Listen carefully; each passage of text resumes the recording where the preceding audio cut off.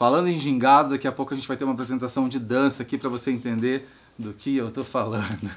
Fala em gingado, os caras ficam rindo. Gingado, assim, ó, gingado, traquejo, né, Maurício? Quem tem traquejo, isso só aprimora, né, a tua comunicação. Eu quero saber como é que foi a última tarefa. Lembra que a ideia era você ler a página de um livro para fazer uma leitura ativa e interagir com o espelho? É muito interessante que você pratique. A gente já trouxe vários conceitos, trouxe várias histórias, começou a te estimular a fazer análise das pessoas que convivem com você.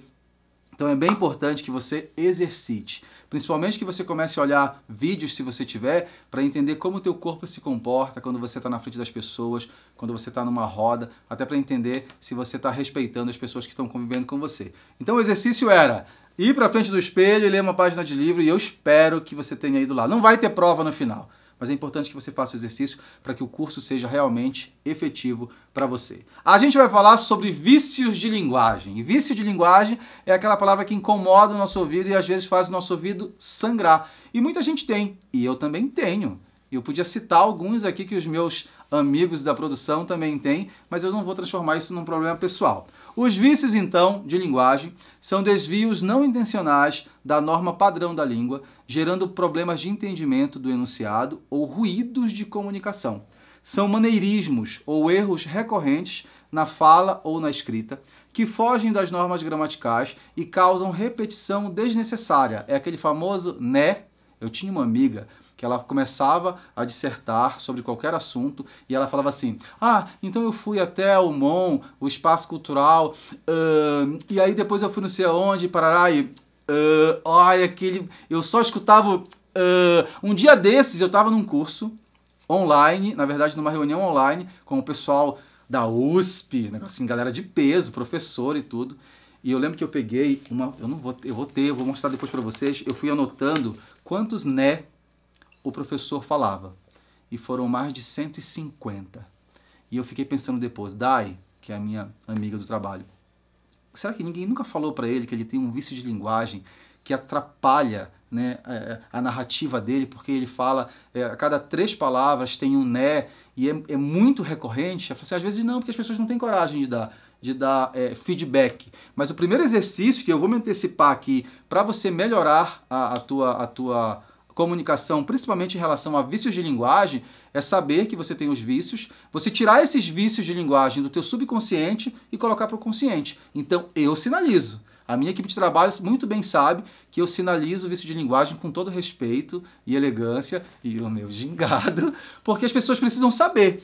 Então, estrangeirismo, por exemplo, é um vício de linguagem. A galera do business, do mindset, do upgrade, que a gente quer falar difícil e isso acaba às vezes ficando cansativo. É claro que em algumas situações de trabalho, algumas situações de profissionais, as coisas se encaixam, mas eu acredito que dá para dar uma minimizada quando a coisa ficar em excesso. O gerundismo, né, o famoso estarei compartilhando, estarei repassando. Então a gente fala, às vezes, na tentativa de parecer, de querer ter uma comunicação um pouco mais sofisticada. Não, tá uma M, não tá bom, todo mundo vai rir de você pela lateral. Então é importante que você escute os seus áudios, que você passa aí para os teus amigos, nos seus grupos de WhatsApp, para poder entender onde que você pode encontrar esses vícios. E a gente vê muito isso na galera do telemarketing. Você liga para o telemarketing, ou eles ligam incansavelmente para você e falam dessa forma. Então, gerundismo não é elegante, não é sofisticado, né? Só incomoda mesmo o ouvido dos outros e vão estar rindo de você pela lateral. Os pleonasmos viciosos, subir para cima, entrar para dentro, a gente pode também, claro, se a gente tem um feedback de um amigo que chega, você fala tal frase que dói na cabeça. Se isso é sinalizado, é mais fácil da gente resolver. Se não, volta para os teus áudios e começa a entender como que a tua comunicação está se comportando. E às vezes não vão sinalizar. Então é você que vai ter que correr atrás disso para saber se você não é o rei do pleonasmo, o rei do vou estar encaminhando e está pagando mico por aí. E a bela cacofonia do Bocadela. Eu vou lá... Tinha um amigo que o nome da irmã dele era Carla. E daí sempre vou falar com a Carla. Vou falar com a Carla, vou abrir a boca dela. Então, quando faz essas junções gramaticais desconfortáveis, a gente chama isso de cacofonia. Mas aí você vai depois baixar o material e ler um pouco mais sobre o assunto.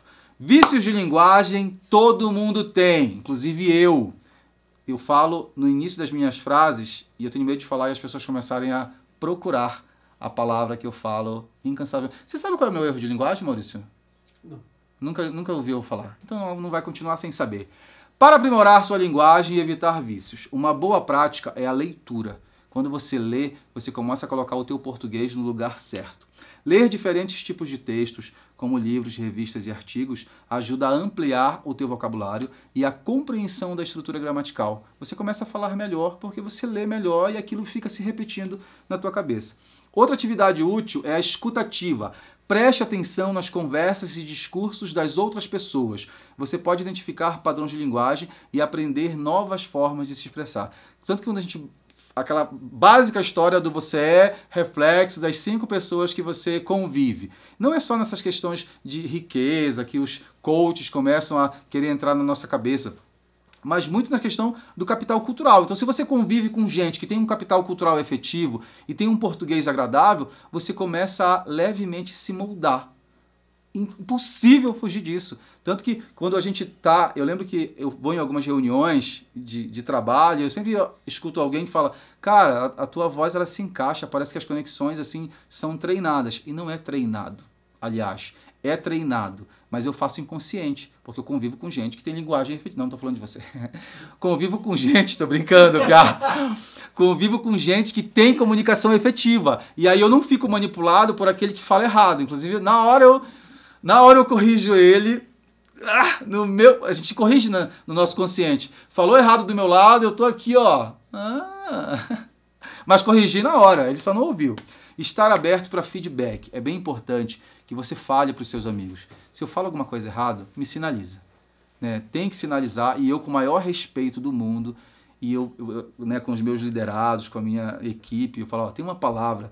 Claro que você tem que valorizar primeiro. Cara, teu português é muito legal, Lucas. Nossa, como você fala bem, que linguagem sofisticada. Mas, Lucas, a gente fomo, tá errado, Lucas. Tipo, teu quaresma. Eu falei quaresma?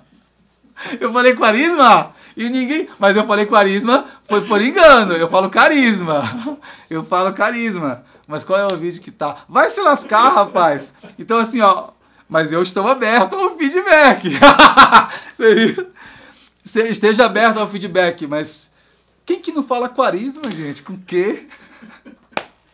Estar aberto ao feedback dos colegas e professores, e até dos inimigos.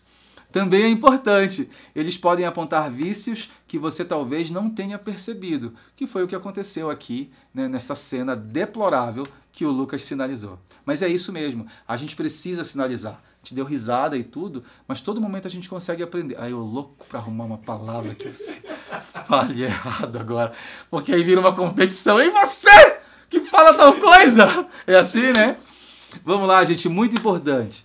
Oratória é muito mais do que falar corretamente. É claro que os vícios eles nos acompanham, porque a gente vem das nossas heranças, traz daquela forma que os nossos pais e os nossos avós falam. Então é muito mais do que falar corretamente. No entanto, quando se coloca no lugar de palestrante, de líder, você precisa no mínimo ter coerência. Então assim, às vezes você vai falar quaresma. Eu não vou mais esquecer do quaresma. Quando eu estou em casa, na companhia dos meus amigos, é uma coisa. Quando eu estou no ambiente profissional, é outra. Mas a língua portuguesa ela é muito rica. Então é válido. Eu lembro que tem um carinha que eu sigo na internet, e sigam também o Tradutor Paraense. Ele traz palavras que só existem no Pará. Vocês sabem, por exemplo, o que é partinha? Partinha é franja. Vocês sabem o que é cruzeta? Sabe? Fala. Eu não moro no paraense, né? Cabide. Cabide, ó. Ah, verdade. Então tem palavras assim que bustela, sabe o que é bustela? Sabe porque você é tatu. Então tem palavras, Maurício, que só existem lá. E é muito legal quando você traz para o teu contexto. É claro que eu estou 20 anos em Curitiba. Não dá para eu trazer todas as palavras, mas de vez em quando ela sai. E sai tanto, e eu estou tanto tempo em Curitiba, que fora de Curitiba, no Nordeste, me chamam de piá. Piá. Porque piá é muito rio. Ô, piazada! Ô, piá! Então me chamam, ô, piazinho, quando você vem pra cá, piá? Os meus contratantes. Né? Eu lembro que um dia um superintendente do SESI perguntou, ô, o piá chegou? Porque a gente vai criando identidade. Não é para minimizar as minhas palavras paraenses, mas 20 anos em Curitiba, com ex-esposa curitibana, com sogra curitibana, com filho curitibano, aí não tem como fugir de algumas palavras. Já fala Vina. Então, já falo Vina, meu Deus, eu falo Vina. Eu falo Vina. Vamos então para o terceiro exercício, que é escutar os áudios dos teus amigos. Não vou nem me prolongar. Vai nos áudios e começa a escutar. Sabe aquele teu amigo insuportável que passa áudio, parece podcast? Vai escutar os áudios dele e você vai ver se ele tem vício de linguagem, se ele tem repetição, se ele fala muito né, se ele fala muito assim, se ele fala muito então, se ele usa palavras de forma muito repetitiva, se ele tem pleonasmo, né, se ele tem redundâncias, se ele fala com gerúndio. Vai lá e depois me conta. A gente se vê no próximo bloco. Aquele abraço! Quaresma, você vai ver só. Ridículo, nojento.